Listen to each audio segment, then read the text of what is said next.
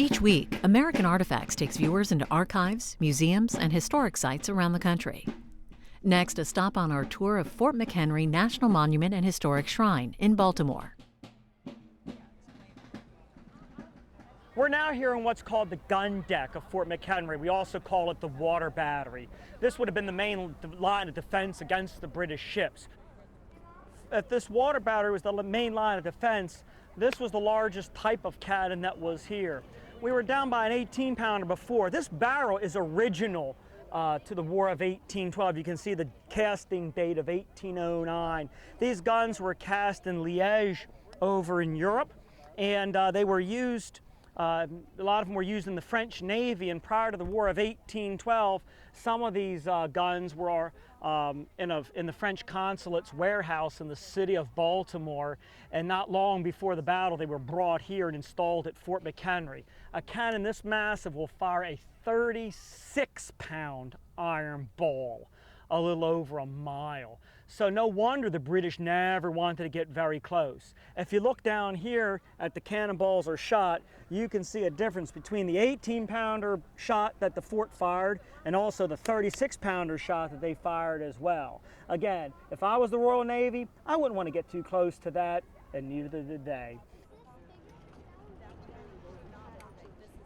You know, one more thing about before we go into the fort is how strong these defenses were and why the British chose a long-range bombardment instead of trying to take the fort straight on. If you look behind me here, you'll see a small lighthouse. That was not there at the time. You'll also see a cement factory.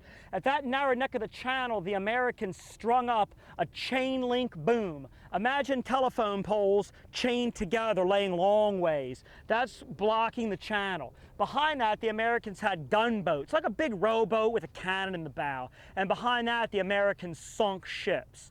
For the British to win the battle and get their vessels into the port of Baltimore to destroy the city, they would have had to have knocked out that thick iron chain, saw through it, fight off the American gunboats, raise the sunken ships, and knock out all the cannons of Fort McHenry.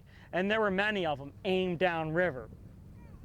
That was tough to do. So the British decided on a long-range bombardment, hoping that they could knock out the guns of the fort, maybe scare the Americans off.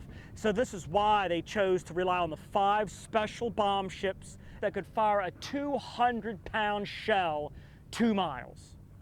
And everyone knew, well, the cannons of this time are only good for a little more than 1 mile, so if they anchor halfway to the bridge, they can throw the shells into the fort.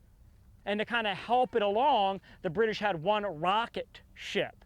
So like if you watch on the 4th of July, like some people shoot off these little bottle rockets, well, a British rocket looks like that, except it's as big as like we are. You know, it's pretty large.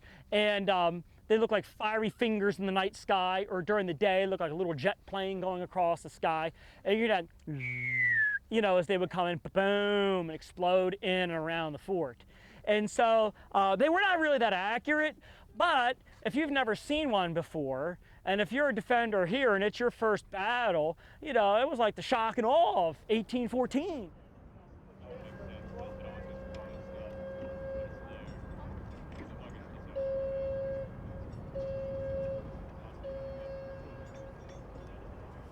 You can watch this and other American Artifacts programs anytime by visiting our website, cspan.org/history.